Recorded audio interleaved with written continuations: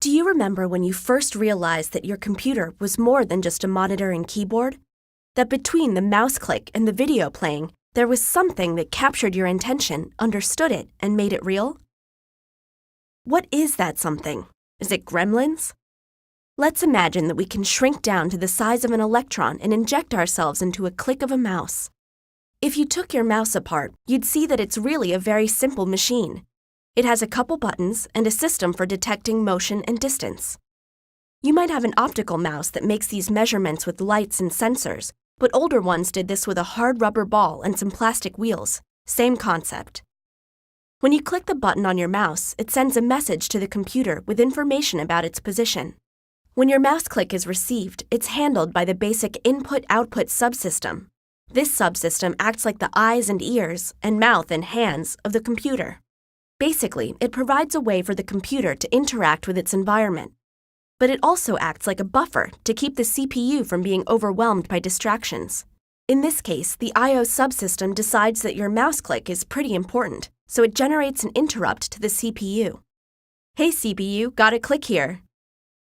The CPU, or central processing unit, is the brains of the whole computer. Just like your brain doesn't take up your whole body, the CPU doesn't take up the whole computer, but it runs the show all the same. And the CPU's job, its whole job, is fetching instructions from memory and executing them. So while you're typing, maybe really fast, like 60 words a minute, the CPU is fetching and executing billions of instructions a second. Yes, billions, every second. Instructions to move your mouse around on the screen, to run that clock widget on your desktop, play your internet radio, manage the files you're editing on the hard drive, and much, much more. Your computer's CPU is one heck of a multitasker. But oh my gosh, there's a very important mouse click coming through now. Let's drop everything now and deal with that. There are programs for everything that the CPU does. A special program for the mouse, for the clock widget, for the internet radio, and for dealing with letters sent by the keyboard. Each program was initially written by a human in a human-readable programming language like Java, C++, or Python. But human programs take up a lot of space and contain a lot of unnecessary information to a computer, so they're compiled and made smaller and stored in bits of ones and zeros in memory.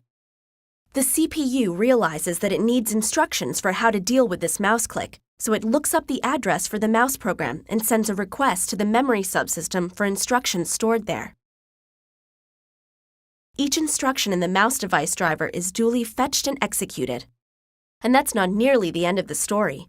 Because the CPU learns that the mouse was clicked when the cursor was over a picture of a button on the monitor screen, and so the CPU asks memory for the monitor program to find out what that button is. And then the CPU has to ask memory for the program for the button, which means that the CPU needs the monitor program again to show the video associated with the button, and so it goes. And let's just say that there are a lot of programs involved before you even see the button on the screen light up when you clicked it. So just the simple task of clicking your mouse means visiting all of the critical components of your computer's architecture. Peripherals, the basic input-output system, the CPU, programs, and memory, and not one gremlin.